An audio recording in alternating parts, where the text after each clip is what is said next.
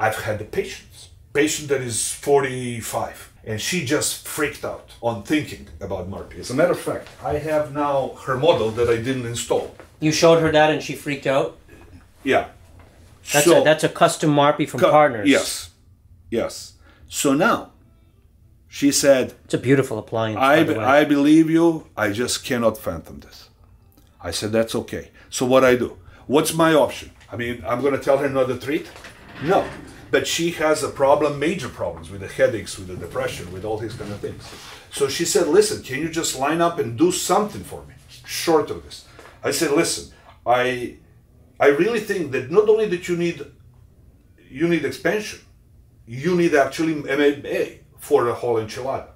But not everyone is for a whole enchilada. Yeah. So we have to go step by step until patient says, hey, I'm okay. I'm okay with that. So what I did say like an ITI appliance for her. And it expanded. And I'm working out the conventional ortho with her doing my functional therapist here. So she says, and those are her words. I mean, don't. She said that she feels that her breathing is like 60-70% better than ever. There you go. So now while I know that I'm thinking how stable it is, because of the all other soft tissue, but she's feeling better. She actually medically feels better. She said that she has not had a headache in the last 5 months since we started treatment.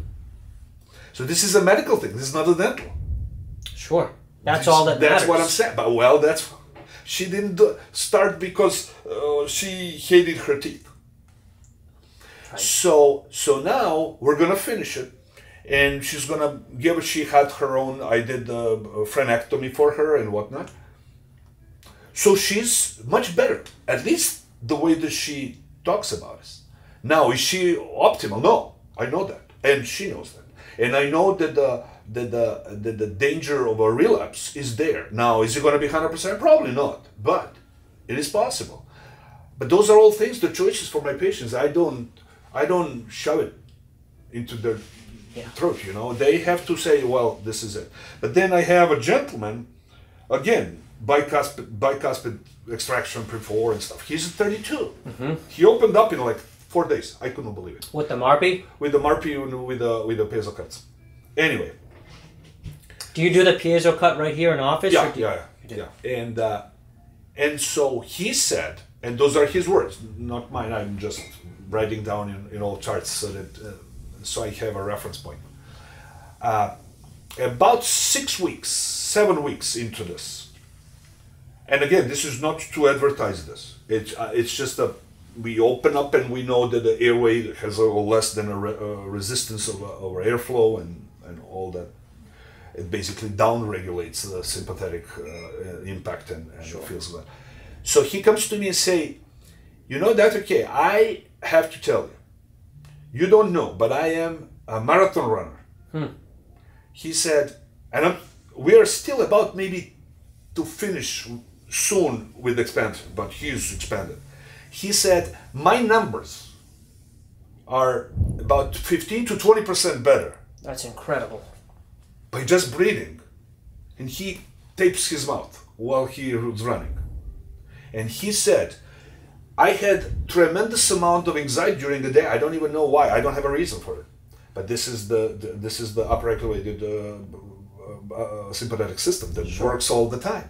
He said, I don't have that anymore. So now we're doing, and I have my own dilemmas and the problems with the bite and all whatnot. But he said, listen, if this is how I feel the rest of my life, I'm not thinking even MMA. Uh-huh. Now, this way, he's not going to be any better. But he feels better. And and I'm doing HRPO, I'm giving him over and over to see how he's doing. If he's doing medically good, who am I to tell him? You got to have MMA. Right. What I'm saying is, he's the one who's going to say it. Yeah. But if he says, listen, this is so good, probably can be better, I'm willing to go for it.